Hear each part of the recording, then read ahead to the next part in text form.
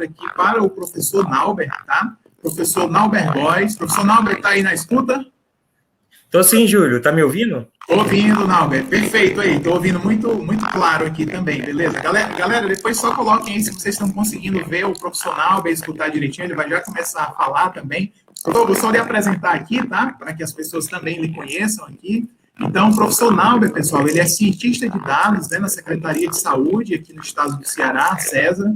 Ele é professor de vários cursos aqui de pós-graduação na área de aprendizado de máquina, né, machine learning. Concluiu o doutorado, né, Nauber, na área de informática aplicada, né, também nessa parte de dados. Já foi professor da Universidade Federal do Ceará. Aqui são só algumas aventuras, viu, pessoal, do professor Nauber, né? Tem muita coisa e ele vai depois falar um pouquinho melhor para vocês. Também já foi analista do CERPRO, né, Nauber, antes de ir para a UFC, tá? E atua com pesquisa, né, na área de aprendizagem de máquina e há vários anos já, tá, pessoal? Então, essa palestra vai ser sensacional, galera. O professor Nauber é um amigo, é um parceiro, é um cara que tem um coração, assim, muito grande e um conhecimento, assim, fora do normal. Realmente sensacional, galera, tá bom? Então, professor Nauber, fique à vontade aí para conversar, o palco é todo seu. E, pessoal, se tiverem qualquer dúvida, coloquem no chat, tá? No final, se for o caso, a gente até habilita aqui, liguem a câmera, participem, liguem o microfone, é só clicar na mãozinha que tem aí na ferramenta, e eu vou fazendo essa intermediação aqui com o professor Nauber. E compartilhem também nos grupos lá, tá bom? Eu vou também passar os canais do professor Nauber aqui para que vocês possam se inscrever também, beleza? Nauber, obrigado, tá contigo aí agora a bola. Ainda bem que agora deu tudo certo, nada caiu, né? Da live era. Pois é. Gente, agradecer por todos estarem aqui à tarde, né? Agradecer o Júlio. É fantástico a experiência de passar um pouco do que a gente está fazendo na área de aprendizado de máquina na saúde, particularmente nesse período de Covid, que a gente pode usar a inteligência artificial não só para a questão de ganhos financeiros, mas para salvar vidas, literalmente salvar vidas, isso é muito importante. Tá?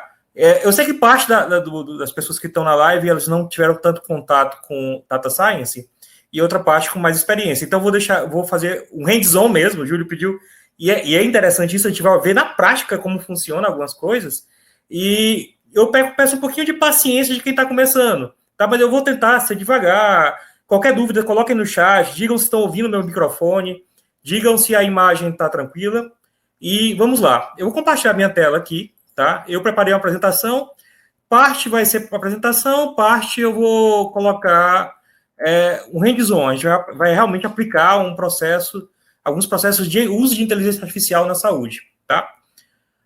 Como o Júlio falou, meu nome é Nauber, né? Eu tenho doutorado em informática aplicada e hoje eu sou líder de aprendizado, da equipe de aprendizado de máquina, do time de aprendizado de máquina da Secretaria de Saúde do Estado do Ceará. Tá? Eu fui professor da UFC e fui também analista do CERPRO, tá? Eu tenho um canal no YouTube, né? E de vez em quando eu não tenho feito vídeos tão frequentes, mas a ideia é retomar. Então eu peço que vocês se inscrevam, eu vou colocar muito assunto lá, principalmente na parte de inteligência artificial. Então vai ser uma troca bem interessante, né? E eu peço que vocês curtam e se inscrevam no canal. Vou falar um pouco de IA aplicada à saúde em tempos de Covid, né? E como é que a IA pode nos ajudar, né, a enfrentar essa pandemia e como é que a IA, por exemplo, pode ser utilizada também em combate a outras patologias, tá? Hoje, o uso de inteligência artificial veio para ficar na área da saúde, não só no enfrentamento da Covid, mas também em outros aspectos de outras patologias, como câncer, como a parte, de, por exemplo, de retinopatia. Então, a gente tem diversas aplicações de IA, que vão desde diagnóstico até vigilância, predição, entrega de material hospitalar, monitoração. Então, eu tenho um conjunto de possibilidades, né?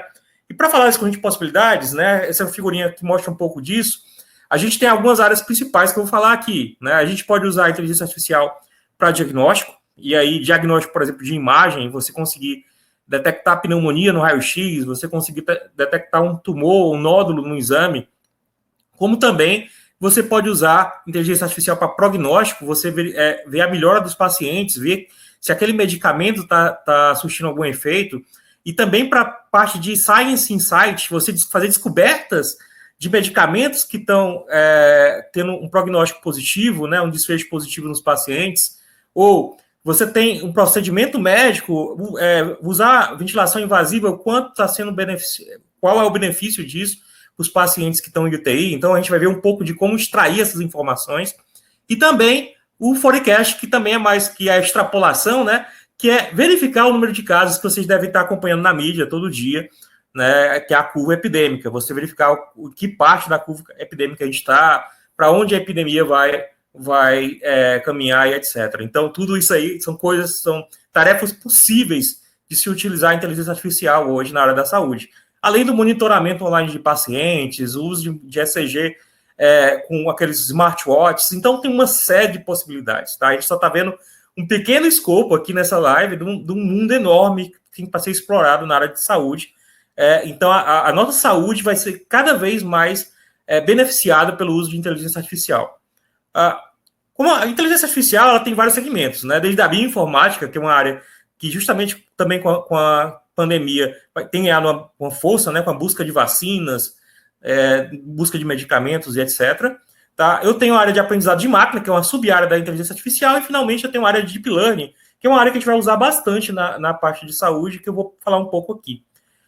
Isso aqui, vocês estão vendo uma figura talvez difícil de ver na live, eu vou dar um zoom aqui proposital, são produtos aprovados pelo FDA, né? O FDA é a Anvisa dos Estados Unidos, e a gente tem uma série de produtos já de inteligência artificial que já estão funcionando e aprovados pelo FDA. Né? Só para dar um zoom aqui, para ver se vocês conseguem ver. O primeiro produto aprovado pelo FDA já remonta já de 2014. Ó. Então, a gente, desde 2014 aqui, ó, a gente tem produtos aprovados do FDA. E a gente tem produtos que variam desde monitoração de arritmia cardíaca, por exemplo. Deixa eu tentar mostrar aqui. Né? Aqui são vários produtos, então deixa eu aumentar um pouco a tela.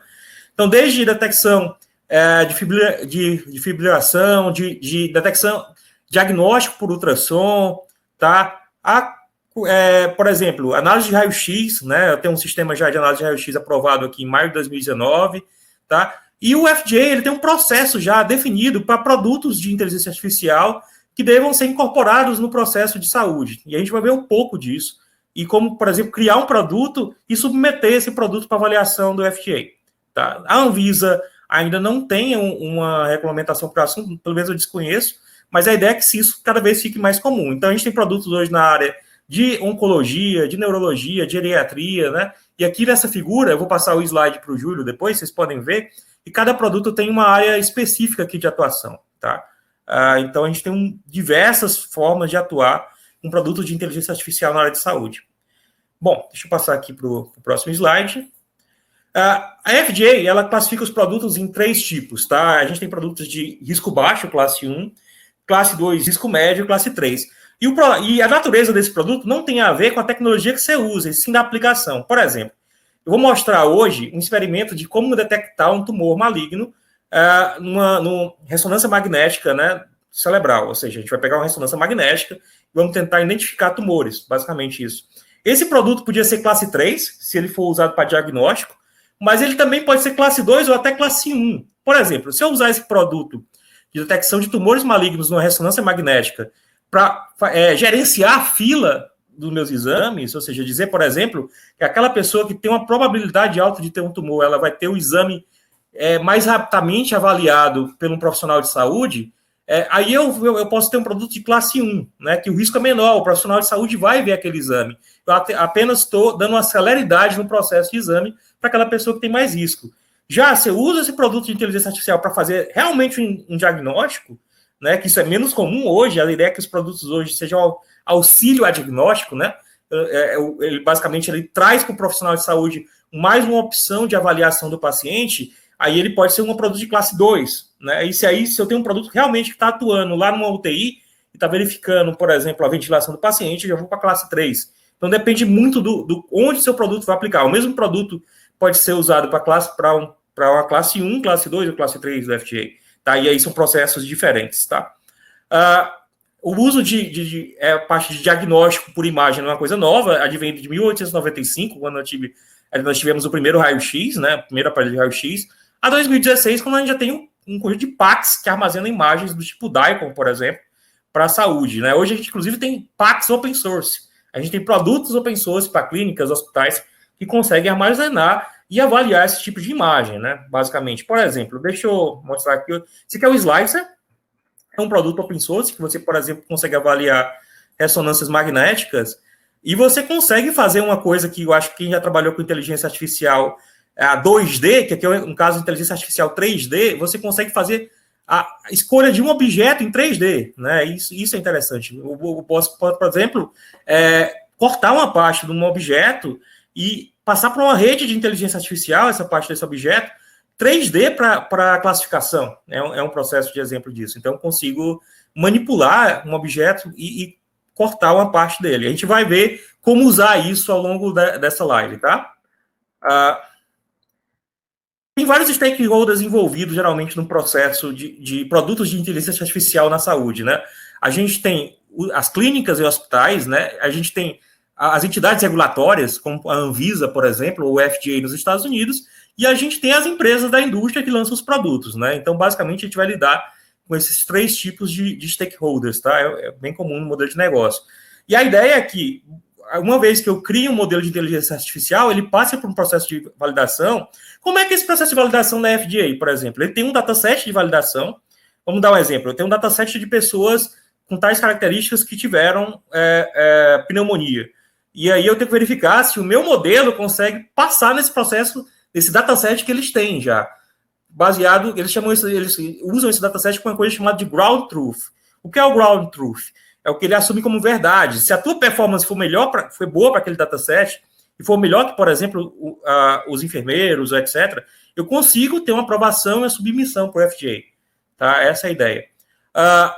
Na saúde, essas redes podem ser usadas para classificação de diagnóstico, por exemplo, classificar um câncer de pele, ou você tem tirar uma foto e ver se aquele achado ele é cancerígeno ou não. Você pode fazer um processo desse.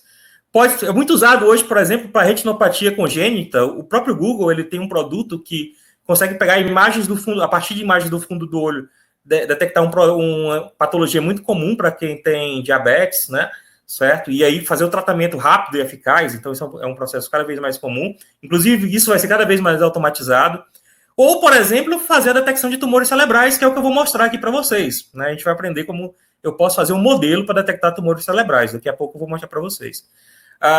Eu criei um processo para a criação desse modelo. Eu compartilhei ele numa ferramenta chamada Kaggle, né? Eu vou até mostrar aqui no browser, certo? Deixa eu abrir aqui o browser e mostrar para vocês. O Kaggle é uma ferramenta ou uma plataforma, se a gente pode chamar de ferramenta, que nos permite, por exemplo, ter acesso a diversas bases de dados, né? Certo? Então, lá, eu já disponibilizei para vocês, e aí vou deixar os links com o Júlio, os datasets, né? Na verdade, não foi eu que disponibilizei o dataset já tem lá, mas os trabalhos que vão ser apresentados aqui. Tá? Então, alguns dos trabalhos que já vão ser apresentados aqui já estão lá, e vocês podem consultar de casa, estudar, né, e verificar como o processo é feito. Tá? Então, e depois, se quiserem me procurar, tirar dúvida, podem colocar comentários aqui no final e etc. Tá? Então, você consegue interagir aqui comigo, nesse caso. O Ceará também, ele tem uma plataforma igual o Kaggle, né, da Secretaria de Saúde, tá? Que já disponibiliza alguns dados, né? Que é o IntegraSUS Analytics, certo? E aí você vai conseguir lá também verificar alguns dados, né? Em relação à epidemia e etc. Deixa eu mostrar alguns dados do IntegraSUS Analytics aqui. Então, o IntegraSUS Analytics é uma ferramenta nova da Secretaria de Saúde, lá é o Kaggle do Ceará, você vai conseguir ter acesso a datasets, a notebooks, né? Ou, por exemplo, ver como é que está a questão do isolamento, né? Lá já tem um trabalho que vocês podem acessar para verificar o quanto o isolamento social contribuiu para a redução da epidemia. Esse aqui é um gráfico tirado lá do IntegraSUS Analytics, tá? Que você consegue, por exemplo, aqui é o início do lockdown, do isolamento, aqui é o início do lockdown, e você consegue ver a redução do número de casos depois do início do isolamento, e também a redução maior depois do início do lockdown, né? Então você consegue ver aqui e avaliar os benefícios do isolamento lá na plataforma IntegraSUS Analytics. Tá? Lá você consegue também submeter trabalhos, e também o time da Secretaria de Saúde está disponível para auxiliar vocês nas dúvidas, na construção de datasets, etc. Então, é uma ferramenta bem interessante. Também na área de saúde, uma parte comum de uso é fazer extrapolação. O que é extrapolação? É prever quantos casos eu vou ter no futuro. No caso da Covid, vocês conseguem ver no jornal todo dia. Existem previsões. Olha, daqui a um mês eu vou ter tantos casos. Tal dia vai ser o pico da curva, né? Então você vê isso e aí existem vários questionamentos, por que a curva muda. O fato é que o processo é dinâmico, as pessoas, a situação, por exemplo, da Covid, tanto no Ceará como no mundo, é dinâmica, e os modelos precisam ser adaptativos, precisam se adaptar à dinâmica da mudança do contexto. Por exemplo, se mais pessoas vão para a rua, a tendência é que a data de pico mude, etc. Então, os modelos conseguem isso. Se der tempo, a gente vai ver também o uso de um modelo de forecast para a Covid, que eu preparei aqui. A gente já fez um trabalho na secretaria, a gente usou em torno de 8 modelos, tá? E a gente não usa um modelo único para predição dos casos de Covid. A gente usa desde o Kalman Filter, a modelos LSTM, ao Prophet. Então, a gente não usa um modelo único para essa predição. Na verdade, um consenso, talvez, na área de saúde é não confiar em um único modelo. Você tem que se certificar de um conjunto de fatos que aquilo é uma verdade, né? Se é que tem uma verdade, então você precisa ter mais evidências científicas para ter uma verdade disso. Isso é a notícia, né, do dia 16 de abril, né, que tinha uma projeção de 3.764 casos de Covid no Ceará, tá? E 300 pessoas na UTI dentro de 7 dias. Isso aqui é a notícia depois de 7 dias com 3.910, né? Quase a gente acertou aí o valor exato, tá? E isso aí mostra um pouco de o quanto esses modelos podem ser eficientes. Aqui é uma figura da predição, da nossa predição da secretaria, um mês atrás e hoje. Esse pico maior aqui é de um mês atrás. É lógico que quando você olha para um mês atrás, existe uma maior margem de erro. Mas se você observar o pico da curva epidêmica aqui no Ceará, há um mês atrás, a gente já tinha ideia aqui da data de pico e a parte de descendência da curva, né? Basicamente isso. Então, você consegue ver. Aqui, você consegue ver a predição de hoje, né?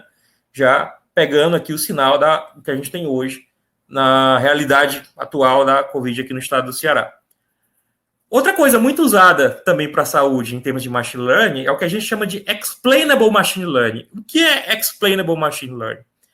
Explainable machine learning consiste em, dado que eu tenho um modelo de inteligência artificial, eu fazia a engenharia reversa desse modelo e, a partir dessa engenharia reversa, descobrir, por exemplo, se o medicamento está sendo benéfico ou não, se, por exemplo, aquele tratamento que você está usando é efetivo ou não. Então, é a descoberta de insights, né?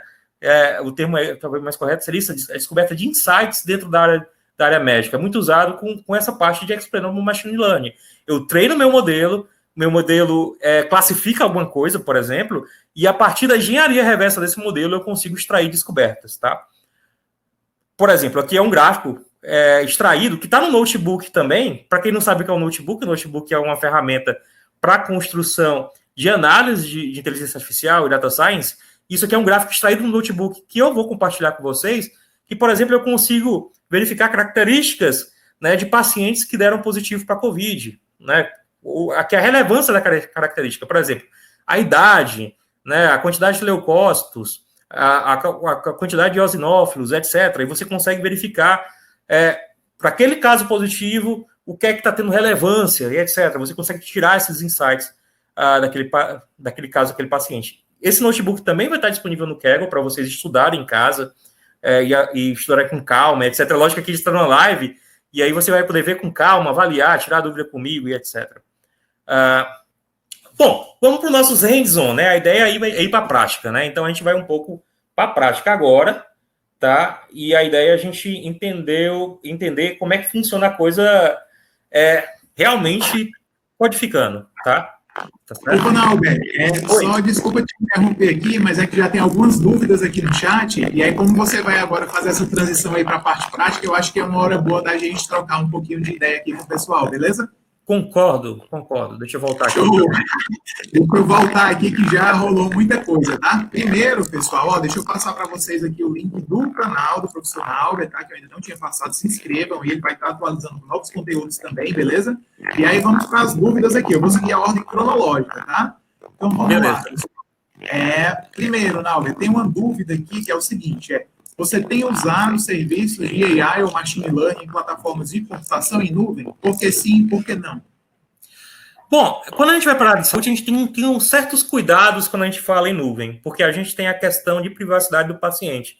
Então, quando a gente fala em armazenamento de dados de saúde, a gente fala em ferramentas como o PAC, ou PACs. O que são essas ferramentas? São ferramentas que armazenam imagens, dados confidenciais do paciente e conseguem anonimizar informações do paciente.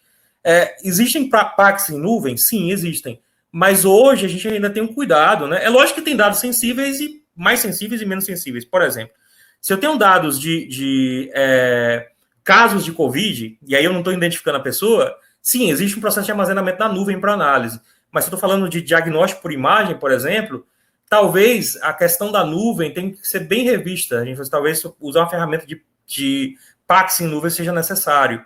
É lógico que existem datasets abertos. Aqueles datasets que eu estou usando hoje são datasets abertos de pesquisa. Ou seja, ele advém de uma pesquisa com um conjunto de pacientes que assinaram um termo, que doaram as imagens para o benefício científico, tá? E a gente sabe que tem uma restrição de imagem. Inclusive, algumas das técnicas que eu vou apresentar aqui na live levam em conta que dados médicos sempre são restritos. A gente não consegue, por exemplo, milhares de imagens de pacientes.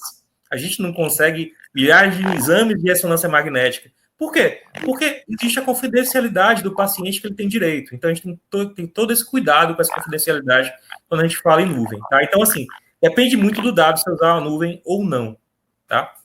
Beleza, Nauber, show de bola, tá? O Anderson está perguntando, Nauber, mas eu acho que talvez isso aqui fique para o final, eu vou procurar também.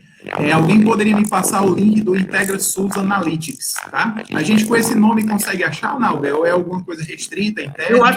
Eu acho que dá, não, consegue, ele é aberto, você consegue achar. Mas eu vou te passar o link para você passar. Era só para saber se...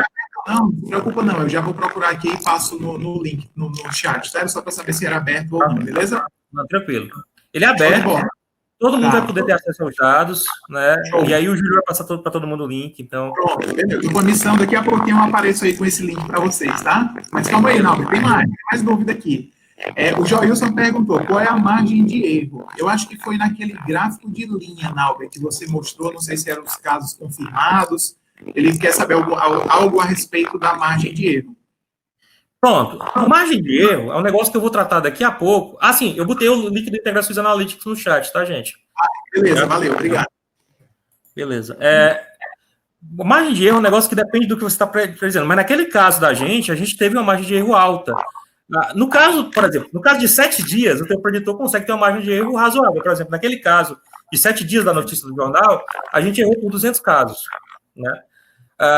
De um mês, a gente errou por mais. A gente errou, por exemplo, quando foi para óbitos, em mais de 100 óbitos diários, né? Mas você está olhando para um mês atrás. Então, esses modelos de predição, a margem de erro depende do tempo que você está olhando para frente, tá? E da técnica que você usa. Mas quando você fala para erro, depende muito do que você está usando. Por exemplo, uma coisa é você errar daqui a um mês o número de casos de Covid. Outra coisa é você errar um diagnóstico de nódulo cerebral. Aí sobra pouca margem de erro, vocês entendem?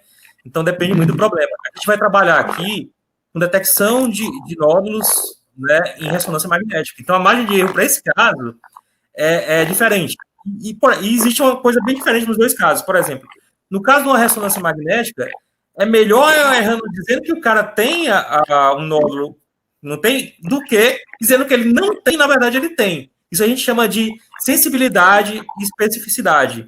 Então, eu tenho que garantir que, realmente, se a pessoa tem um nódulo, eu tenho que dizer que ela tem.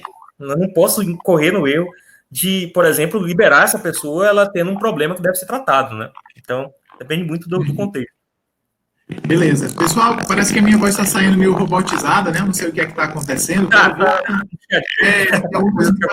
Quando eu fechar a câmera aqui, eu vou tentar ver aqui o microfone, tá? Mas tem mais uma dúvida, Náudia, para a gente poder seguir em frente também e cumprir o tempo, né? O Wendler. Modelos de AI e Machine Learning aplicados na área de saúde precisam estar se atualizando continuamente, porque o processo é dinâmico quando se refere à saúde das pessoas. Cada caso é um caso. Como se chega a um modelo pronto? Acho que modelo pronto é complicado, né? Mas fala aí, Náudia. O Júlio já respondeu um pouco do que eu ia falar, mas assim, é isso mesmo, o modelo pronto é muito complicado. Na verdade, esses modelos, e principalmente quando eles vão para a produção, eles têm que estar sob constante avaliação, né? Porque a dinâmica das patologias mudam, porque a dinâmica da tua amostra muda. Por exemplo, Vocês usar a imagem de ressonância magnética numa população, de um aparelho X, é diferente de um aparelho Y, e numa amostra da população europeia, talvez seja diferente daqui. Então, você tem que sempre adaptar o seu problema local. E existe um processo de contínua avaliação desses modelos. Você não pode, por exemplo, numa avaliação de nódulo cancerígeno, não ter uma avaliação contínua. Você não pode errar nesse caso, entendeu? Então, você tem que ter uma avaliação contínua. No caso, por exemplo, de Covid, eu preciso todo dia, nosso time precisa todo dia recalibrar o modelo para a nova situação. É lógico que tem modelos adaptativos, que eles se adaptam à nova situação.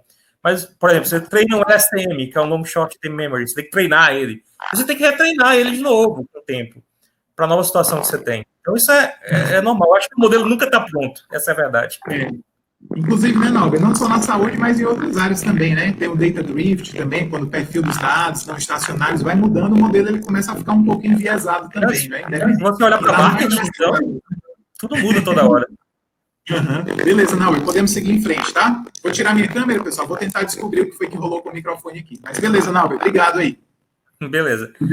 Gente, eu vou pro hands-on, eu vou fazer duas partes do hands-on, tá? Uma eu vou mostrar um slide de como é que funciona, porque eu sei que tem gente que ainda não conhece muito bem desenvolvimento, não conhece muito bem programação, e depois eu mostro o código, né, como funciona e tal, para atender os dois públicos, né? A gente tem um público diverso aqui, então a gente vai ver, olha, funciona assim, e aí a gente vai para a programação para ver como é que, dentro do código, como é que funciona. É lógico que esses códigos vão estar disponíveis depois para vocês verem com mais calma, em casa, vocês estão em casa, né? A gente está na pandemia. Ver com mais calma, estudar e tirar dúvida, né? Que é importante. Tá, deixa eu compartilhar aqui de novo.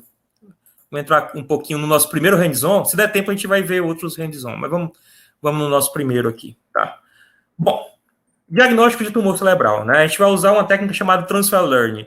Uma coisa que eu falei para vocês é que quando a gente vai para a saúde, nós não temos tantas imagens disponíveis, né?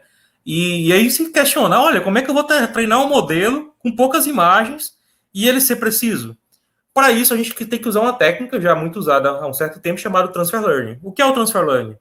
É você pegar um modelo treinado para outra coisa e usar para a saúde, já que eu não tenho imagens suficientes na área de saúde, geralmente, para treinar os meus modelos, né? Então, geralmente, eu tenho que fazer esse processo. É como, por exemplo, né? Talvez o termo ping-pong não seja mais aconselhado, mas mais aconselhado seja tênis de mesa. É como você aprender tênis de mesa e usar o modelo para tênis normal. Tem seus problemas, claro. Ou você programar em Java, aprender a programar em Java e depois ir para o Python. É uma analogia dessa forma. Ou uso o conhecimento de uma área e levo para outra. Então, eu treino meu modelo com qualquer coisa, com outra coisa, e vejo aquele modelo treinado para aquela área específica, no caso da gente, da saúde. E, por incrível que pareça, funciona. Então, a ideia é, enquanto no machine learning tradicional, eu treino meu modelo, por exemplo, para classificar se uma laranja está boa ou não no processo produtivo agrícola, e eu treino ela com isso, e uso ela com isso, geralmente nos processos de diagnóstico, eu treino em outra área, por exemplo, posso treinar meu modelo para classificar cachorro e gato e outras coisas, que é uma rede que a gente vai usar aqui, que classifica em torno de mais de 200 objetos, cachorro, gato, elefante, etc. E eu uso aquela rede já treinada para aquela classificação, para treinar no meu diagnóstico com menos imagens. É essa a proposta do Transfer Learning, tá? Então, vamos para o hands-on, né? O hands-on em si, tá? Isso aqui é uma figurinha que vai explicar um pouco como é que vai funcionar nosso hands-on. A ideia é que eu tenha imagens cranianas de ressonância magnética aqui, em JPG. Normalmente, essas imagens não vêm em JPG, vêm em DICOM, tá? E aí você tem que abrir essas imagens em DICOM. No caso do Kaggle, já está tudo em JPG lá, tá? Até por questão da performance, a gente vai usar JPG aqui para essa live. E aí eu vou usar uma API chamada Pandas, né? Para quem conhece Python, já usou essa API. Essa API vai pegar as imagens, vai jogar numa pasta e vai fazer uma coisa chamada crop. O que é o crop? As imagens, ela tem esse fundo preto que às vezes está diferente para cada imagem, depende da posição do dispositivo de ressonância, da posição do paciente, etc. O crop serve para eu uniformizar as imagens, para eu garantir que todas as imagens vão estar aqui da mesma forma, para o classificador conseguir realmente identificar o posicionamento e qual a característica de um nódulo, por exemplo, porque tem um nódulo aqui na parte não, na parte não frontal, né? Certo? Esquerda eu tenho um nódulo aqui, por exemplo, nesse caso. Vamos para o código, né? Vamos mostrar um pouco do código, tá? Deixa eu mostrar um pouquinho do código aqui. Vamos lá. Vamos para o hands-on do código aqui. Ver como é que essa parte aqui funciona, certo? Eu abri aqui. Vamos lá. Deixa eu aumentar também para ficar fácil de vocês enxergarem. Então, pronto. Aqui é uma parte que quem conhece Python já conhece, que é o import das bibliotecas, né? E aí eu vou usar o Pandas, vou usar o Keras e o OS. Esse textozinho aqui é padrão lá do Kaggle. Vocês vão ver que o Kaggle te dá 5 GB de armazenamento, tá? E aqui eu vou usar o Glob, que é uma biblioteca de sistema operacional, para escolher todas as imagens de JPEG. As imagens estão organizadas lá no Kaggle em sim, não, ou seja, são ressonâncias magnéticas que têm um tumor cerebral com yes ou no, basicamente, e eu apendo isso em filas, né? Então, esse aqui é aquele meu primeiro processozinho que eu mostrei, né? E o Pandas vai pegar lá aquelas imagens para mim. Cadê? Ele vai pegar essas imagens, né? E jogar aqui no arquivo, tá? É basicamente isso. Então, depois eu vou criar aqui um método para crop de imagem. Esse método, ele usa o OpenCV, tá? Certo? O nosso objetivo aqui com a questão do tempo é não entrar muito no OpenCV, entrar na parte mais de Machine Learning, mas, basicamente, o OpenCV, ele pega esses pontos aqui de crop, deixa eu tentar mostrar para vocês, aqui, ó. Ele pega esses pontos de extremidade aqui e calcula a distância e corta, tá? É basicamente o que ele faz, tá? Possibilitando o crop da imagem, tá? Então, o que eu faço aqui é primeiro remover as pastas de crop, porque eu estou querendo gerar de novo, crio essas pastas de crop e faço a leitura e o crop da imagem. Aqui eu fiz com uma imagem basicamente simples, aqui essa imagem chamada y107.jpg, e marquei para mostrar. Então, aqui, ó, aqui é o original, aqui é o crop. E aqui eu faço um for, né? Onde eu faço com todas as imagens com null, ou seja, todas as imagens que não tem tumor cerebral, e com todas as imagens que tem tumor cerebral. Então, aqui eu faço o for com os dois casos, né? E faço o crop dela, tá? Além de eu fazer o crop, eu guardo na pasta a nova imagem. Essa nova imagem está guardada lá para uso posterior, tá? É basicamente isso. Então, basicamente, eu fiz esse crop para tornar as imagens uniformes, né? Tem um padrão em cima das imagens, eles não têm essa distância, elas têm uma distância uniforme aqui desse fundo, essa é a ideia. E, finalmente, eu faço a leitura dessas imagens. Eu crio 2 listas aqui, em que essas listas eu faço a leitura já da imagem com crop, tá? E apendo nessas listas, tá? É basicamente isso. Essa é a proposta. E aí a gente vai para a segunda parte do nossos hands-on aqui, né? Vamos lá. A segunda parte aqui. Que eu vou pegar essas imagens com crop, tá? Vou jogar essas imagens, os metadados dessa imagem no data frame, vou fazer um processo chamado shuffle. O que é o shuffle? Eu vou misturar essas imagens para não ficar só a imagem com nódulo no início, só a imagem sem nódulo no final. Vou balancear essas classes, porque as classes não estão balanceadas. Na verdade, desse dataset, as classes estão balanceadas, tá? E vou gerar esse conjunto de imagens balanceadas já em 2 blocos, né? Um bloco de treino e um bloco de teste. Na verdade, são 3 blocos. Um bloco de treino, um bloco de teste e um bloco de validação, né? Para quem já conhece Machine Learning, sabe que isso é comum. Então, eu criei aqui um data frame, certo? Esse data frame tem 2 atributos, o arquivo e a classe, né? Que pode ser no ou yes. E aí eu percorro aquelas listas das imagens com crop, digo qual é o nome do arquivo, para a classe deles, crio esse data frame.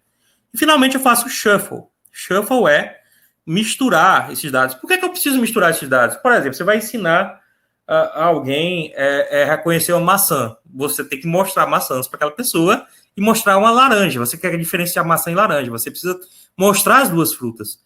Né? É o mesmo processo aqui. Eu tenho que colocar imagens com nódulo, ou com tumor, ou sem o tumor. Basicamente isso. Aqui eu verifico se as classes estão balanceadas, né? Esse count aqui, ele pega o agrupado por classe e dá um list, né? E aqui a gente vê que as classes estão com a mesma quantidade de registros, tá? Aqui se separa em treino e teste, né? Como todo processo de machine learning, a gente tem que separar os dados em treino e teste, sendo que para teste aqui 0.2, né? E aí depois, na verdade, eu separo em treino e num X underline, e esse X underline eu separo em teste e em validação, certo?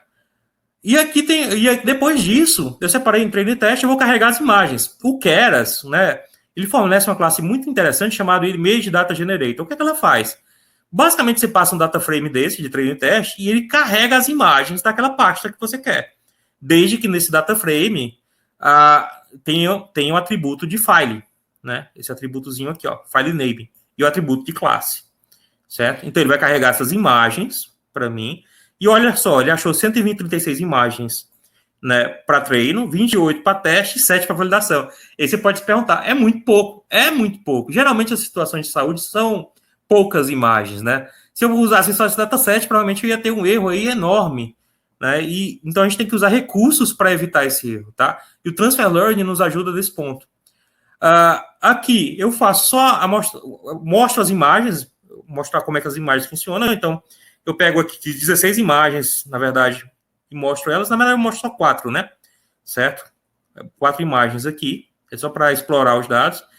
E aqui, finalmente, a gente vai para a parte do Transfer Learning. Qual é a ideia do Transfer Learning aqui, certo? Vamos lá para o... Deixa eu voltar aqui para o slide para mostrar para vocês. A ideia é que eu faço um data argumentation nas imagens, eu pego as imagens que eu tenho, eu gire, transforme, escale para gerar mais imagens, e eu uso uma rede chamada VGG16, que é essa rede que vocês estão vendo aqui. Isso aqui, gente, é uma rede neural já treinada, certo? Eu posso até depois mostrar um exemplo. Ela é treinada para reconhecer elefante, para reconhecer carros, né? Ela reconhece um conjunto de mais de 200 objetos, tá? Ela já é treinada. Então, eu vou usar essa rede já treinada, vou baixar os pesos dela, ela já está treinada, e vou basicamente cortar parte dessa rede para o meu problema. Essa é a ideia do Transfer Learning, tá? Deixa eu até pegar um slide aqui que eu tenho aqui. Deixa eu voltar aqui para mostrar. Não veio, não. Mas a ideia é cortar essa parte final da rede. Você usa essa rede treinada, eu corto a parte final da rede e coloco a minha rede depois. É essa a proposta, tá? Então, o que a gente vai fazer aqui no código, né? Eu vou importar essa VGG16 do Keras, ela já vem pronta lá. Eu vou importar o model. Essa classe model é usada para unir a rede pronta do VGG16 com a minha rede que eu vou montar. A density, uma camada da rede neural. O flatten é para transformar o teu vetor de entrada, né, na verdade, tua imagem em um vetor, né? Você vai pegar a imagem, que é um conjunto de matrizes, né, e transformar num vetor. O batch normalization para fazer a parte de normalização dos dados é muito útil para a parte de redes neurais, né? Certo? E o dropout é para evitar overfitting, tá? E o que eu fiz aqui, ó? Eu instanciei a VGG16 e tirei o topo da rede. O topo, que ele chama, é o final da rede, né? É basicamente você está tirando o final da rede e colocando a sua rede no lugar.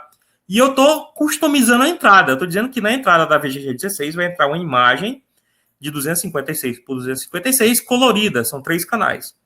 E aí eu monto a minha rede depois da VGG16. Por exemplo, aqui eu já montei o flatten, porque eu tirei o topo, então não tem mais flatten nessa VGG16. Eu montei uma camada de dropout com 0.3, que vai zerar 30% dos neurônios a cada treino. Eu montei uma camada de neurônios com 1024 neurônios, um batch normalization para normalizar os dados, mais uma camada de 1024 neurônios, mais um dropout e mais uma camada de saída. Ou seja, a minha rede agora é a rede VGG16, mas essa pequena rede que eu montei. E a rede VGG16 já está treinada. É isso que é comumente feito, né? Quando você tem pouca amostra, você vai usar recursos de Transfer Learning para treinar o teu modelo. E aí, olha como é que funciona a coisa. Eu crio um modelo que eu coloco o input da VGG16 e o output da minha rede. Certo? É basicamente isso. Então, eu pego o output da minha rede e o input da VGG16 e monto o modelo, proto-sumário, e eu faço um for aqui para dizer que as camadas da VGG16 não precisam ser treinadas. Isso é importante, porque ele vai treinar só essas camadas inferiores, usando as convoluções, os processos da VGG16. Eu compilo a minha rede, né? E aí eu compilo usando uma função de perca aqui, chamada Binary Cross Entropy. Para quem não conhece rede neural, a função de perca é como um modelo, ele verifica se ele está indo bem ou não na busca por resultados. É basicamente isso. E ele usa um otimizador, que nesse caso da gente, o otimizador é o Adam. Quando eu compilo, ele mostra aqui minha rede, ó. E aí ele vai ter as camadas da VGG16, mais as minhas camadas aqui embaixo, ó. Então tem toda essa rede foi montada. E aí vamos lá, né? Feito isso, eu vou configurar minha rede. Nesse caso, eu configurei com uma coisa chamada callback. Esse callback, ele é usado para, como eu posso dizer, diminuir a taxa de aprendizado numa rede neural. O que é diminuir a taxa de aprendizado? É como se, por exemplo, você está atrás de uma moeda, você está caminhando num quarto. Você perdeu uma moeda no chão. Você pode dar passos largos ou passos curtos. Se eu der passos largos, eu posso passar por cima da moeda e não vê-la. Se eu der passos curtos, eu posso demorar mais a encontrar a moeda, mas provavelmente eu vou encontrar. Então, o learning rate serve para isso. E esse reduce learning rate on plateau significa que se minha taxa de aprendizado, os meus passos que eu estou dando não estão levando a lugar nenhum, é melhor eu diminuir meus passos, tá? Então, essa é a ideia. Aqui eu carrego o modelo que eu já treinei, certo? E num arquivo H5. Aqui eu treino o modelo. Eu comentei aqui por causa que o treinamento ele leva um certo tempo. Se você quiser, lá no próprio Kaggle, você pode editar, treinar o seu modelo e salvar. E aqui eu salvo, tá? E aqui eu vou testar a acurácia do meu modelo, né? Certo? Aqui eu posso testar assim. Essa aqui eu vou treinando e testando ao mesmo tempo. É uma forma do Evaluate Generation, mas assim, aqui não daria para fazer no tempo da live, tá? E aqui eu vou medir a acurácia. Como é que eu meço a acurácia? Eu vou pegar as imagens, prever se elas têm ou não nódulo, ou seja, eu tenho uma imagem vazia aqui de predição e verdade. Eu vou percorrer meu dataset, vou ler a imagem, vou tornar o tamanho dela 256, que é o que eu espero na rede. Eu vou mostrar a imagem aqui, vou pegar aqui a imagem e fazer um reshape dela. Esse reshape é para que, geralmente, a predição é de um conjunto de imagens. Aqui eu estou fazendo de imagem por imagem, então eu faço esse reshape para isso. Eu processo a minha imagem e eu vou predizer se ela tem ou não um tumor. E aí, a predição que eu fiz, certo? Eu vou adicionar as predições. E aqui eu tenho o meu Y-True, que é a verdade, que é a minha classe que está lá no dataset. Ó, aqui, basicamente, é uma imagem das várias que foram previstas nesse for. E aí, gente, o que é que eu faço? Existe uma coisa na área médica chamada threshold. É assim, eu estou dizendo que eu quero garantir que se o cara tem uma probabilidade de ter a patologia, ele realmente seja acusado que ter. Então, aqui, se meu Y for 0.0000 maior que isso aqui, eu vou dizer que ele tem um nódulo, mesmo que ele não tenha. É melhor que, por exemplo, eu dizer que ele não tem, ele tendo. É basicamente esse threshold é usado para isso. Tá? Eu transformo meu yes e no lá do nódulo para 1 e 0. E, finalmente, eu ploto a minha matriz aqui de reposte de F1 score. Nessa minha rede aqui, ó, ela está com acerto positivo de 94, mas aqui do recal, que é uma coisa que a gente precisa sempre ver na área de saúde, 79, que ainda é baixo. Lá no Kaggle, eu tenho um resultado de 99 na máquina lá do Kaggle com GPU para recal. Então, é uma rede que já daria para usar, submeter, né, para um FJ da vida, né, já que, o que é o recal? O recal, eu estou dizendo assim, se ele disser que basicamente você não tem, é porque realmente você não tem, tá? Certo? Eu não correr esse risco de, por exemplo, deixar uma pessoa que tem uma patologia ficar sem tratamento, né? Essa é a proposta. E aí eu faço alguns exemplos, ó. Eu vou pegar uma imagem aqui, tá? Certo? E predizer, ó. Aqui, deu 1, eu tenho um nódulozinho aqui, ó. 1 positivo. E nesse caso, por exemplo, eu predizo uma imagem aqui com classe null, deu 0. Então aqui não tem, ó. Acertou, bonitinho. E eu faço o Machine Learning Explainable, dá para fazer com imagem também. O Machine Learning Explainable, ele vai mostrar as regiões que o algoritmo olhou, né? Que essa região branquinha aqui coincidiu aqui exatamente com o tumor, tá? Você consegue ver. Às vezes ele pega uma área um pouco maior e tal, né? Então você consegue ver, tá? Então, basicamente, esse é o primeiro exercício, né? Aí eu vou ver com o Júlio aí quanto tempo a gente tem, né? Se dá mais tempo para ver alguma coisa, mas deixa eu mostrar só mais uma coisa. Júlio, tá me ouvindo? Eu não estou te ouvindo. Júlio, eu acho que o seu microfone está fechado. Eu acho.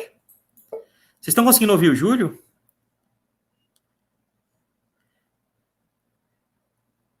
Eu não estou te ouvindo, Júlio. Ah, teclar, né? Vou teclar aqui. Bom,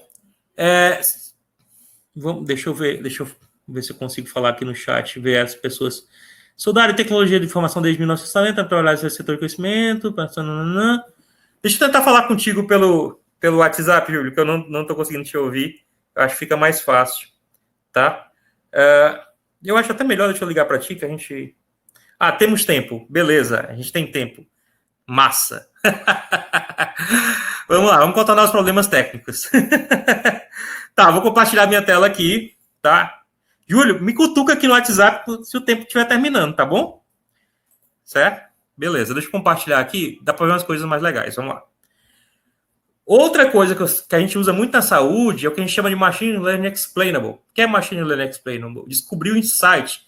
Será que a cloroquina faz bem ou não? Será que tu usar tal corticoide faz bem? Etc. Então, esse tipo de coisa tu consegue ver também com Machine Learning Explainable. Então, qual é a ideia? Eu leio um conjunto de dados, limpar os dados, é o processo, eu leio os dados, limpo os dados, treino um modelo, só que aqui eu estou treinando um modelo não para classificar alguma coisa, entenda. Eu vou treinar um modelo para ele separar o meu conjunto de dados e depois fazer a engenharia reversa desse modelo. Se é que se pode falar assim.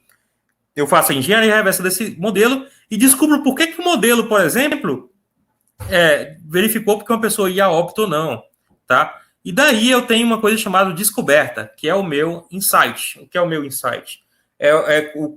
Os fatores que eu preciso aprender daquele modelo, tá? Então, deixa eu mostrar um pouco na prática, tá? Como é que isso funciona.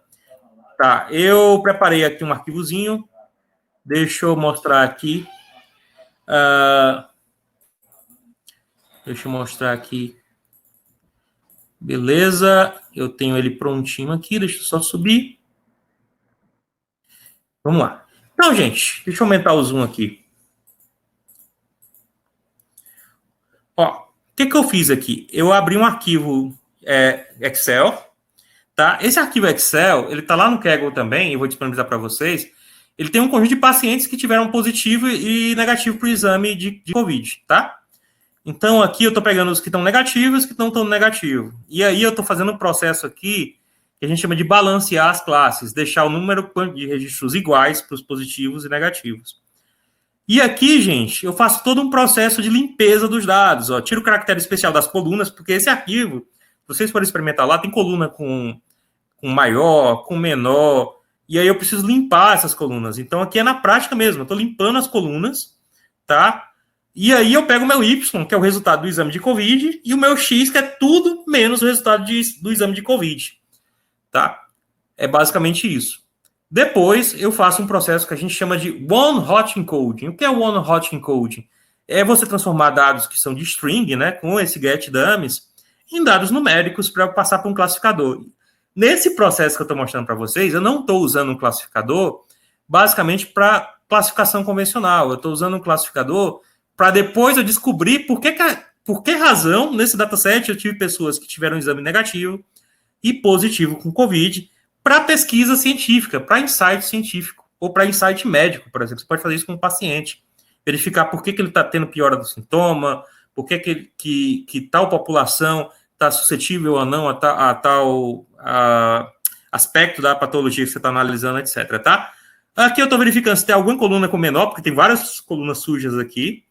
Eu faço, basicamente, trato os valores vazios aqui para a gente para zero. Você podia, por exemplo, deletar. Nesse caso, se eu deletasse, eu ia perder uma enorme quantidade de dados. Aqui eu estou ainda tratando caractere especial nas colunas. Aqui eu transformo para numérico. E, finalmente, eu vou no processo que vocês já conhecem. Aqui eu usei um Random Forest Classifier, tá? E aí eu separo um treino e teste. Você pode usar K-fold, que é até melhor para esses casos. Eu faço uma predição em cima dos testes e faço relatório.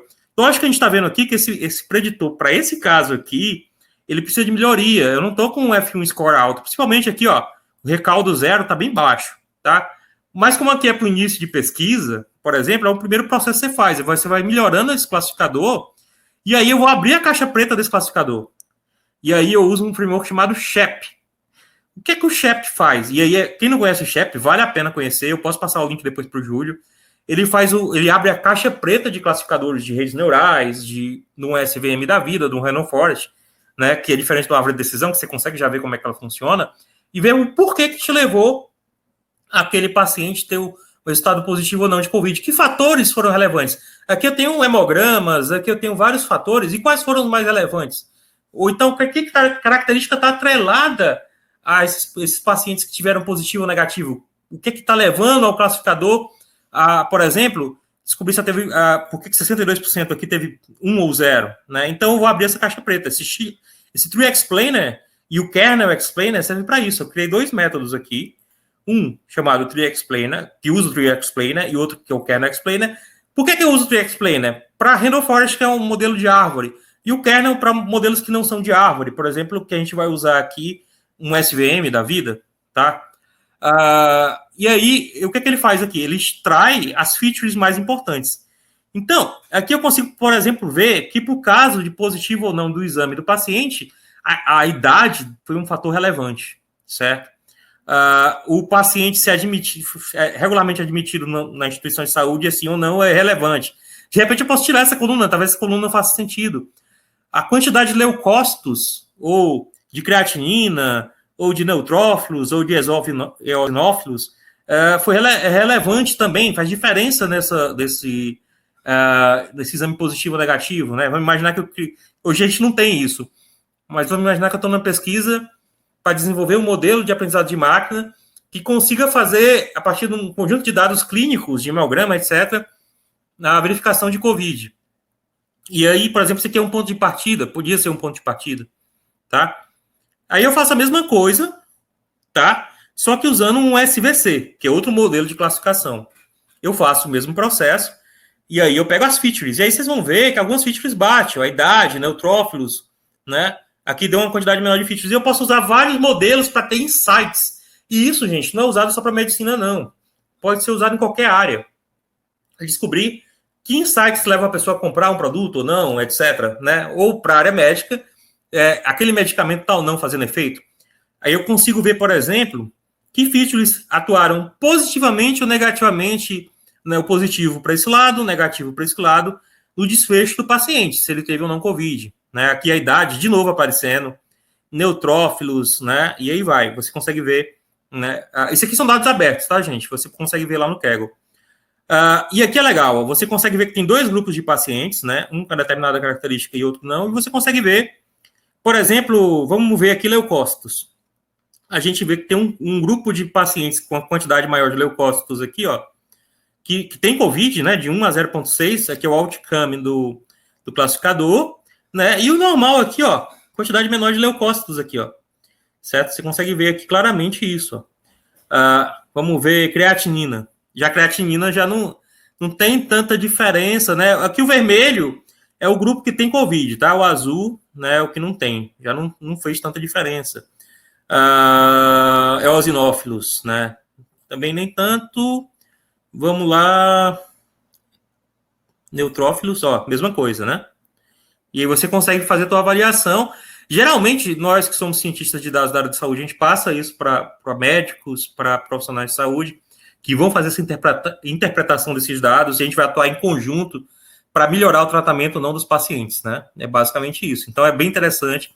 Você consegue fazer pesquisa científica, ó, densidade de urina, né? Certo? Para pacientes que têm ou não COVID, né? Você consegue avaliar. Então, você consegue avaliar os dados clínicos do paciente, ó. Sódio, tá? Então, isso tudo são features que você consegue ter insights, né? Qual medicamento está sendo usado, aquele medicamento está surtindo efeito, magnésio, e aí vai. Então, isso aqui é uma área que a gente chama de usar a engenharia reversa, Machine Learning Explainable, para ter insights científicos, tá? E, finalmente, a última prática que eu preparei aqui, né? Já a gente tem um tempo, é a parte de forecast. O que é forecast? É eu verificar que quantos casos eu vou ter amanhã, quantos casos eu vou ter no próximo mês, e etc., tá? E eu posso usar vários modelos para isso, tá? Na Secretaria de Saúde, a gente usa 8 modelos, por exemplo, né, para extrapolação dos casos. E a ideia é que eu tenha uma curva aqui de casos e eu consiga treinar meu modelo, lógico, para modelos que conseguem ser treinados, porque a gente tem modelos que não são treinados.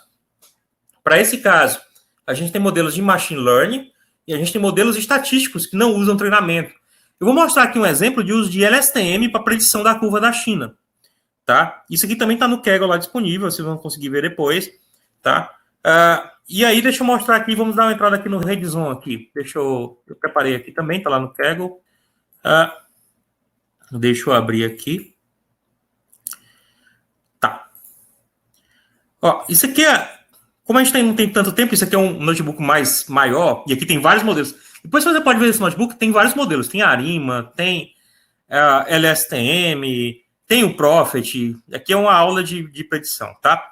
Eu estou usando da China. Da China eu tenho casos confirmados, tenho casos ativos, mortes. Eu vou usar para prever o número de casos ativos, tá? Aqui eu tenho a predição com Arima. Eu vou só mostrar do Arima, rapidinho, e aí eu vou para o LSTM. Ó, isso aqui é a curva real e a curva predita. Vocês estão vendo que está quase em cima, né? Eu estou com R2 score de 0,99. Para isso, gente, eu estou usando uma separação dos dados que talvez não seja muito comum para vocês que trabalham com processo normal de machine learning. Eu estou usando um cara chamado Time Series Split. Eu não sei se já ouviram falar. Deixa eu mostrar para vocês aqui. O que é que o Time Series Split faz? Ele corta os dados em camadas, mas como a gente está falando de série temporal, né? Esse cara aqui, ó, Time Series Split. Deixa eu aumentar aqui. Ele corta os dados em sequência. Porque não faz sentido, por exemplo, num dado de série temporal, eu tenho um dado de hoje, da semana que vem, depois volta para hoje. Então, ele corta os dados em sequência. Tá? É basicamente isso. Aí, deixa eu mostrar os resultados de alguns modelos aqui, ó. Deixa eu mostrar para vocês, ó. Esse aqui é do Arima, ó. Ele está com 99% de acerto, né? Ele está fitando quase a curva real. Isso aqui é a parte que está... Aqui, como são várias partes da predição, ele aprendeu com a curva de subida da China e está pegando a curva de descida. Tá? Nesse caso aqui ele está quase fitando, né? Como são vários trechos, ó. Nesse outro trecho ele já erra um pouco mais, mas está muito bom o score, ó. 0,96. Nesse aqui já está 0,98, ó. Tá? E aqui ele já errou bastante, né? Você consegue ver aqui com menos 3. Agora vamos para o nosso caso, que é o LSTM, né? O LSTM é um modelo de machine learning, você tem que treinar ele, né, com dados históricos. O que é muito ruim para quando você não tem dados históricos. Por exemplo, você está prevendo os casos do Ceará de Covid. Você não tem dados históricos do Ceará de Covid. Está tendo agora, né? Então, talvez seja um modelo. Você pode usar dados históricos de outros países, mas geralmente, às vezes, ele tem uma margem de erro alta. No caso da China, foi muito bom. A gente vai ver aqui, ó, que eu separei aqui a série temporal, montei minha rede LSTM. Na verdade, isso aqui é uma rede LSTM convolucional. É uma mistura de rede convolucional com LSTM. E aí, aqui basicamente eu tenho 64 filtros, eu configuro aqui a rede, com uma saída, né? A saída é o dia da manhã, eu estou prevendo de hoje para amanhã. Mas, na verdade, esse dia de amanhã aqui, como a gente está falando de série temporal, eu estou prevendo 10 dias, estou entrando com 10 dias e vendo os próximos 10 dias, tá? Certo? É basicamente isso. Vamos lá. E aí, basicamente aqui eu estou separando em treino e teste. Eu separo aqui treino e teste, fito, ou seja, treino meu modelo, predigo, né, certo? E aí eu avalio, ó. Eu avalio o R2 score. Como isso aqui é um for, deixa eu mostrar os resultados aqui, ó. Nesse trecho ele foi ruim, né? 0,052 LSTM, ó. Nesse trecho ele já foi pior ainda. Ele não está sendo um bom modelo para esse caso. Já aqui ele acertou tudo, ó, 971, né? Já aqui ele já errou bastante, né? E já aqui ele já acertou um pouco mais, né? 0,082. E aí tem comparação Arima e LSTM, ó. Certo? Então, eu faço esse notebook, ele é bem extenso, mas ele está disponível lá para vocês. Lá no final, eu faço a comparação de 3 modelos, ó. A gente consegue ver aqui a avaliação dos modelos, tá? Tá certo? Deixa eu mostrar algumas coisas para vocês a mais. Lá na Secretaria a gente usou um modelo chamado Kalman Filter também. Esse modelo é muito usado para predição também de epidemias. Lógico que a gente tem modelos epidemiológicos que às vezes são mais precisos, mas esse é um modelo não epidemiológico que também dá um certo resultado. Aqui é um artigo, por exemplo, que usa o Kalman Filter para estimar, né, dados reais de transmissão de epidemia, né? Certo? Por exemplo, aqui é uma predição usando Kalman Filter, tá? Isso aqui é uma predição usando Kalman Filter lá para o Ceará, no começo da epidemia, né? Até o dia 24, né? Isso aqui é o real e o atual, ó, ele está bem direitinho aqui, fitando, e aqui é o que ele previa para o futuro, tá? Isso aqui era no dia 26 de abril, tá? A gente também usou o Arima lá na Secretaria, aqui é uma predição do Arima, por exemplo, por caso do Ceará. Hoje a gente tem uma tendência de estabilização, né? Lógico que essa tendência pode mudar dependendo da dinâmica da sociedade, da própria epidemia, tá?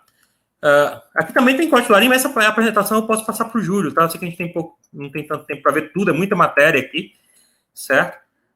Aqui, por exemplo, isso aqui é uma predição do Prophet, e aí é legal esse gráfico, você consegue ver que a predição é dinâmica. Por exemplo, isso aqui é a predição 15 dias atrás, aqui é a predição 10 dias atrás, e aqui é a predição hoje e o real. Ó. Você consegue ver que ele vai convergindo para a realidade, né? Lógico que sempre tem uma margem de erro. Isso aí. Aqui é a predição com Prophet, né? Aqui por número de óbitos, né, do Ceará, tá? Aqui suspeitos, real e etc. Você vê que ele basicamente fita a curva, ele está em cima da curva, então ele é bem preciso. Aqui algumas coisas do Prophet vocês podem usar. A gente na Secretaria de Saúde também está fazendo um trabalho inicial ainda, um trabalho inicial de detecção de pneumonia com raio-x, tá? Até de predição de Covid, a proposta no futuro seria essa. E para isso a gente usa uma rede chamada Densinet para fazer isso. É uma rede até que vocês podem estudar em casa, que é uma rede muito usada para diagnóstico, tá? Essa, tá certo? Vamos lá. Aqui, por exemplo, é o uso dessa rede, né, para prever patologias em raio-x, né? Você consegue detectar um nódulo, uma massa, uma hérnia, né? Então, hoje é possível fazer isso. Isso aqui é um mapa de ativação. Você consegue ver para onde a tua rede neural está olhando, né, para aquele diagnóstico, né? Isso aqui é bem interessante, tá? E depois, no futuro aí, se vocês quiserem marcar com o Júlio aí uma segunda rodada para explicar um pouco de predição de raio-x, a gente pode ver. Opa, tá agendado já, viu, Nauber? Certeza, viu? Só dizer a data aí, viu? Na hora. Vamos combinar. Tá conseguindo me ouvir melhor agora? Agora tá beleza, cara. Eu acho que essa semana tá melhor que a semana passada, né? Eu tô achando que esse software tá me sacaneando, bicho, porque na vez passada caiu total. Aí hoje estão querendo cortar a voz, entendeu? Não sei o que vai acontecer na próxima terça. Tá até com medo já aqui, viu? O que é que o modelo diz aí, o modelo preditivo? Rapaz, eu acho que esse negócio é tão complexo que... realmente, viu? Vamos fazer o modelo só pra isso, né? Mas beleza, não, pode continuar, a gente ainda tem um tempinho aí, tranquilo. Não, beleza. Lá na Secretaria de Saúde a gente está usando Machine Learning Explainable, né? Qual é a diferença do Machine Learning Explainable? Eu já falei um pouco, né? O Machine Learning convencional tem um classificador que diz, por exemplo, se isso aqui é um gato. O Machine Learning Explainable diz por que isso aqui é um gato. Então, vamos imaginar. Um modelo tradicional diria, por exemplo, que você tem pneumonia. Um modelo de Machine Learning Explainable ia dizer por que aquele modelo encontrou a pneumonia. Qual é a área que tem pneumonia? Por exemplo, qual é o medicamento que te levou a não ter óbito? Qual o fator clínico que levou a você ir a óbito? Então, tudo isso você consegue extrair com Machine Learning Explainable. É bem interessante. Por exemplo, aqui, a gente extraiu os fatores de risco, isso aí está no Integrações Analytics, vocês podem ir lá e acessar. Quais fatores de risco levam a óbito dos pacientes de Covid? A gente viu, por exemplo, condição cardiovascular, né, e diabetes são 2 fatores de risco. Então, se você tem parentes com alguma comorbidade cardiovascular ou diabetes, é interessante não expor ele a situações de risco nessa época de pandemia. Tá? São 2 fatores onde estavam presentes na maioria dos pacientes que foram a óbito. Não estou dizendo que se você tem essa comorbidade, você vai a óbito, mas existe um risco relacionado a isso. Tá? Aqui uma aplicação que a gente usa também para a saúde, que é de geoprocessamento de cluster. Você consegue ver o cluster de casos, né? De onde estão localizados os casos, né? Quais são os casos que são suspeitos, quais são os casos que são confirmados. A Secretaria de Saúde tem uma ferramenta já nesse sentido. A gente também faz o cálculo de uma coisa chamada R0 na Secretaria de Saúde, e aí já não é um modelo de machine learning, é um modelo epidemiológico. A gente tem um cálculo diário do R0, estabelecendo a curva de R0, né? Vocês devem ver no jornal, Fortaleza está com R0 menor que 1, quer dizer, uma pessoa está contaminando menos de uma pessoa. Esse modelo ele não é um modelo de machine learning, é um modelo mais usado por epidemiologistas, mas existem ferramentas de data science que usam esses modelos em R, por exemplo. A gente tem umas ferramentas em R, APIs em R, que calculam um R0. Existem modelos diferentes que trazem um R0. Modelos como SIR, SEIR, que podem te trazer um R0, por exemplo, dos dados que tu tem. Aqui, por exemplo, é o uso do R0, das zonas de risco, né? Dentro do município de Fortaleza. Isso aqui não é de hoje, tá? Não se preocupem. Tá? Isso aqui já é de um tempo atrás, né? E aí essas são zonas de risco, né? Lógico que existe um monitoramento diário do avanço da pandemia hoje. Das zonas de risco de Fortaleza, das zonas de risco do Ceará, né? E a gente está sempre atuando em cima disso, tá? Bom, gente, eu espero que vocês tenham gostado. Eu sei que é muita matéria para ver em pouco tempo. É muita matéria. Isso é só o começo, tá? Eu vou disponibilizar o material para o Júlio, passar para vocês. E, assim, é muita coisa. Assim, a gente só está vendo a ponta do iceberg. Por exemplo, depois a gente pode ver monitoramento com ECG, daqueles Fitband. O céu é o limite para isso aí, né? E aí eu estou disponível aí para perguntas, para o que vai ajudar vocês. Legal, Nauber. Rapaz, olha, parabéns pela palestra, muito boa. Foi uma paulada, né? Como a gente diz aqui. Muito legal, cara. Você conseguiu trazer uma visão geral da área bem clara também, mostrou ali alguns exemplos práticos, né? E aí, Nauber, duas coisas me chamam a atenção também, né? É como essa tecnologia toda se tornou acessível, né? Se a gente olhar aí algumas décadas, não vou dizer anos, né? Mas algumas décadas atrás, na verdade, tudo isso já existia, né? O pessoal fica com um pouquinho dessa hype de AI, machine learning, né? Isso é tão velho quanto a computação, na verdade, né? Mas assim, o que chama a atenção é exatamente que isso está tudo acessível. Eu não vou dizer que é fácil, uma pessoa para ingressar ela vai ter que ralar um pouquinho, estudar muito e tal, mas a tecnologia está lá, né? Assim, num notebook, né? Seja na internet ou no notebook mesmo, computador, sem falar do Jupyter Notebook, você consegue assim fazer coisas fantásticas, né? Analisar imagens, traçar predições, então muito legal. Isso foi uma coisa que me chamou muito a atenção também, tá? E aí eu vou já dar uma olhadinha aqui no chat para ver se a gente ainda tem algumas dúvidas. E eu queria só que você falasse um pouquinho da tua realidade aí com esses dados da saúde, se vocês tiveram muitos problemas, né? Assim, não só do Covid, mas de outras áreas aí que você está trabalhando também, sobre duas coisas, né? E, na verdade, um assunto aqui que eu vou falar vai acabar puxando o outro, que é a questão das classes desbalanceadas. É igual o problema de fraude bancária, né? Você tem ali, normalmente, você tem um cartãozinho de crédito lá. A cada 100 mil transações, 10 é que realmente são fraudes, né? E muitas vezes essas transações nem estão rotuladas, é muito desbalanceado. Eu não sei se o mesmo acontece na saúde, né? Eu sei que tem esse problema de não ter dado de jeito nenhum, para o caso da Covid, né? Tá tudo muito novo, mas eu queria que você falasse um pouquinho sobre essa coisa do desbalanceamento das classes e, ao mesmo tempo, né, seria uma forma de resolver, até puxando um pouquinho para o que a gente tinha conversado alguns dias atrás, falar um pouquinho das redes GAN, né? Só a essência mesmo, não precisa entrar no detalhe, que poderia ser usado exatamente para poder fazer o data augmentation, né? Para a gente ter um volume de dados, melhorar ali o desempenho dos classificadores, tá bom? E aí eu vou já dar uma olhadinha no chat também se a gente tem mais dúvidas e complemento aqui contigo no final. Boas perguntas, Júlio. A gente tem, sim, geralmente a gente tem poucos dados. Quando a gente está falando, por exemplo, de diagnóstico, geralmente, como eu falei no início da live, sempre tem problema da privacidade do paciente, né? E para gerar qualquer imagem de qualquer paciente, tem que passar para o comitê de ética, você tem que submeter o estudo, o paciente tem que estar disponível para liberar a imagem, então não é um negócio que acontece todo dia, tá? Como é que a gente trata isso? Existe um processo de usar transfer learning, isso reduz um pouco o problema que a gente viu aqui. A gente pode usar redes GAN para gerar mais dados. Eu tenho uma publicação, uma pesquisa de geração de exames de malária com redes GAN, né? Além disso, a gente pode fazer o argumentation da imagem gerada pela GAN. Né? Então, a gente pode usar as técnicas de data argumentation junto com transfer learning, junto com redes GAN em conjunto. O ideal é usar as três coisas em conjunto. Nunca é uma coisa só, é o conjunto, né? É o conjunto da coisa. Por exemplo, se você olhar aquele caso de câncer, de diagnóstico de câncer, eu tinha menos de 200 imagens lá. Foi mesmo? Menos de 200? Menos de 200, pouco, né? 200 e poucas imagens, entendeu? De câncer. E metade positivo, metade não, né? Então, isso já reduz um pouco. 100 imagens com nódulo e 100 não.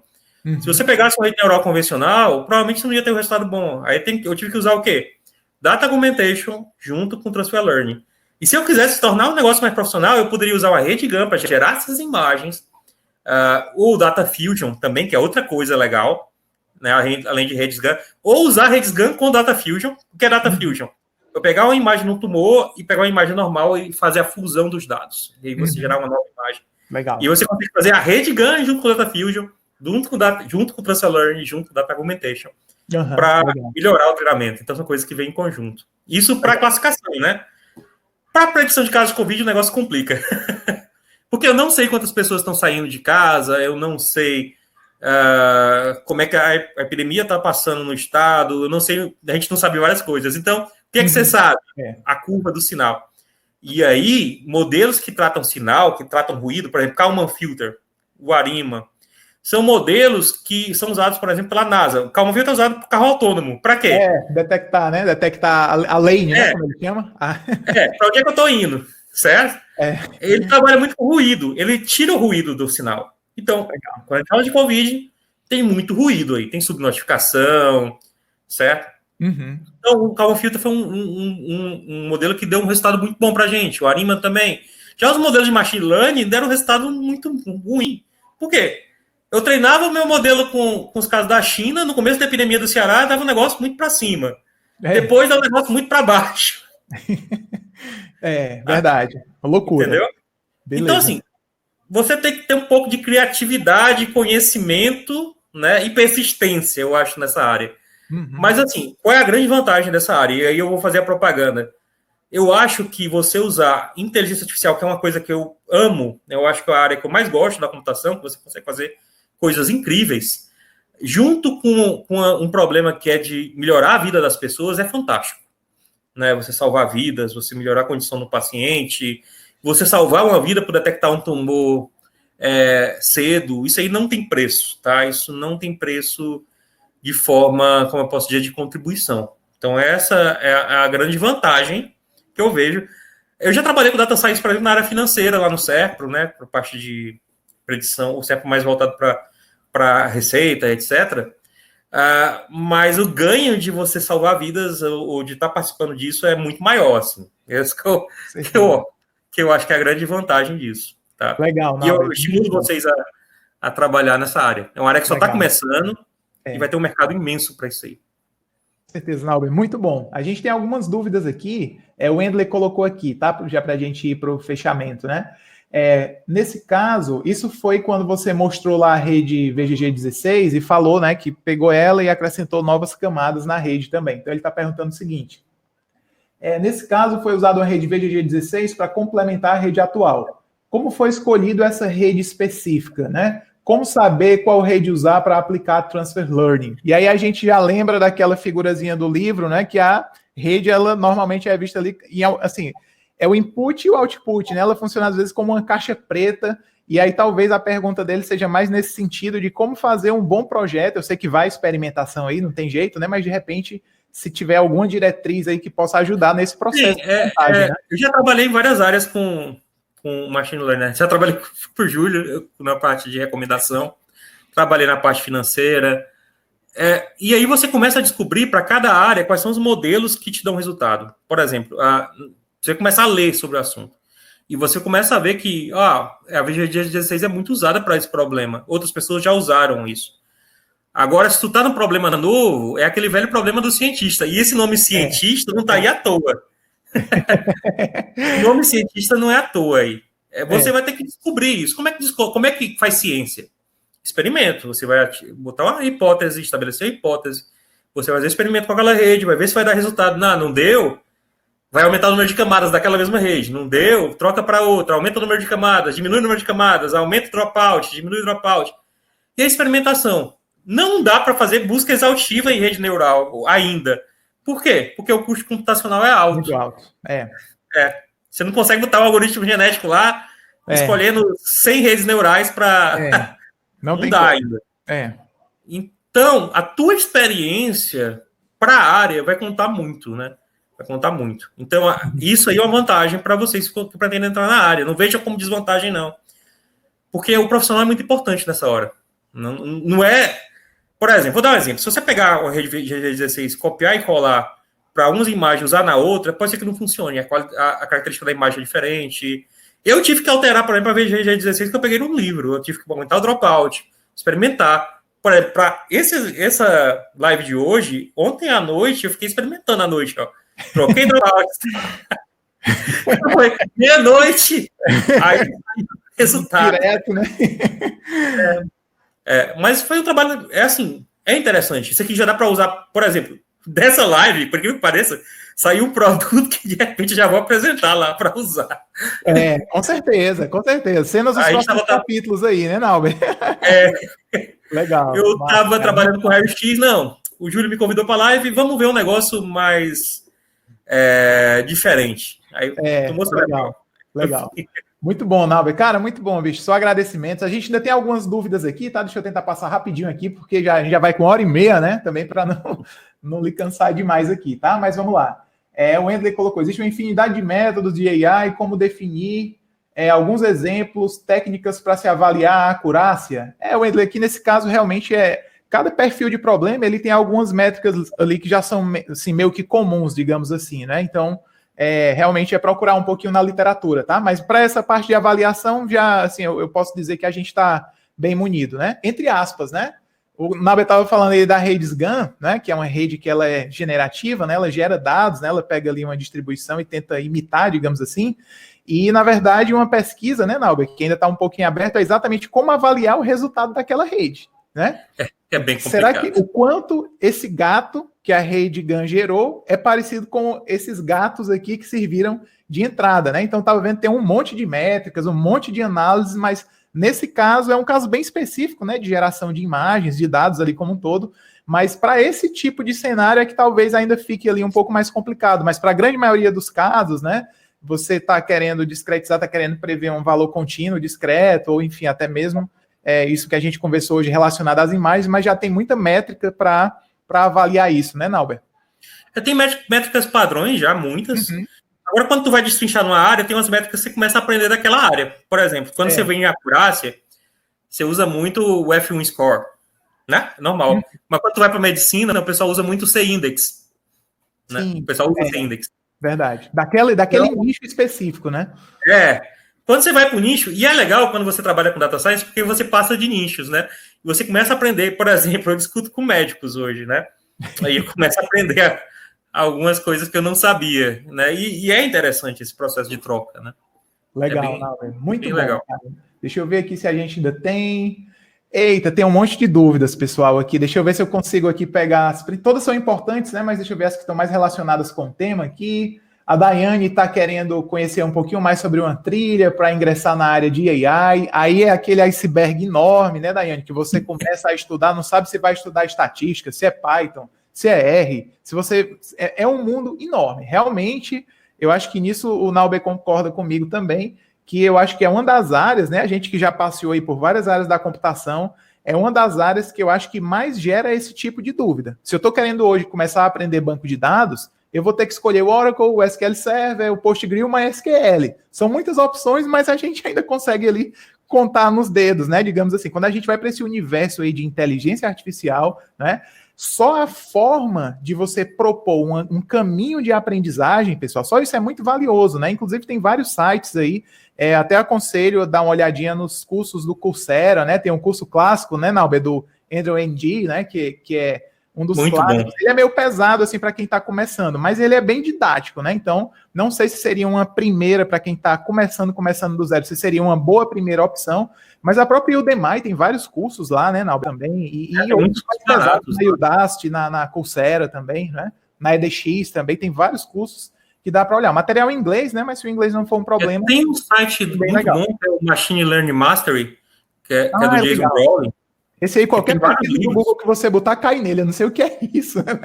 Os livros deles são muito bons. Eu já comprei dezenas de livros deles já. Bem legal. Massa. E pena para quem está começando. Legal. Beleza, gente. Então eu acho que é isso, tá, Nauber? Eu queria ter outras dúvidas aqui, mas aí são mais pontuais. Pessoal, acompanhem a gente, tá? Sigam lá o professor Nauber, lá nos links que eu coloquei para vocês, no canal dele do YouTube, no Instagram também, né? Eu também coloquei os meus canais, tá? Eu vou pegar aqui os slides com o professor Nauber para mandar para vocês, só para quem estava na live, tá? A gente não vai mandar para todo mundo, só para quem realmente ficou até o final, viu, Nauber? Para poder valorizar a galera aqui que se manteve constante, né? Para você ter ideia, a gente estava com 60 pessoas mais ou menos, e agora depois de quase 1h40, a gente está com 48, né? Ou seja, em torno de 10 pessoas só, talvez tenham saído aí para jantar, enfim, até por conta do horário também, tá? Então, Nauber, cara, muitíssimo obrigado, meu irmão. Satisfação, alegria, eu estava ansiosíssimo por esse momento, porque eu já tinha certeza que a palestra ia ser, ó, pancada, né? Assim como foi também, tá? E já pegando aí também um pouquinho do gancho aí que você deixou, ó, vamos marcar um segundo tempo aí, né, pra gente poder continuar conversando um pouquinho mais sobre isso, tá? E aí, gente, eu vou conversar com o Nauber, né, nesses próximos dias e a gente combina um pouquinho mais à frente e avisa todo mundo, beleza? Então, Nauber, se quiser deixar um último recado aí também, a palavra é sua. Tá, eu queria agradecer, Júlio. Sempre é ótimo te ver, sempre... Legal, obrigado. E agradecer a todos que estão aqui, ao público do Júlio, né? O Júlio, o convite muito bom, sempre bom falar aqui no canal do Júlio. E estou disponível, né? Vocês podem me seguir no canal, sugerir assuntos no canal. O canal tá meio parado porque eu trabalho na César, né? A Covid basicamente tomou meu tempo todo. A gente teve reunião, teve dia que a gente teve reunião 1h da manhã. Certo. Só para ter uma ideia, né, Nauber?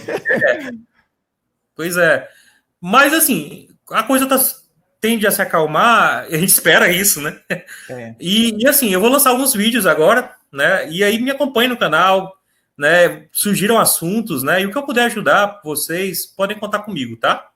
Tá certo? Beleza, Nauber. Pois valeu, Nauber. Muito obrigado aí mais uma vez. Pessoal, eu queria agradecer também a presença de todos vocês, né? A gente já está com quase 1h40 aqui que a gente começou e foi realmente bem pontual hoje, né? Pouquinhos minutos depois das 5, a gente já estava começando. E é isso aí, pessoal. Então fiquem acompanhando lá também nas nossas redes, tá? A gente vai manter todo mundo atualizado. Eu vou só pegar depois o material com o professor Nauber para a gente enviar só para quem ficou até o final. Eu consigo ver aqui pela ferramenta, tá bom? E no mais, eu espero que esteja todo mundo bem, né? Eu acho que estão, né? Tava todo mundo participando aí, vários participando. Então, eu espero que esteja todo mundo em paz aí, dentro de casa, trabalhando aí com as famílias também. Tudo ok, e a gente espera, né? A nossa maior ansiedade é querer voltar para o normal, mas o normal não é mais o normal e fica dando essa curva, essa bola de neve de ansiedade e ninguém sabe o que é que vai acontecer.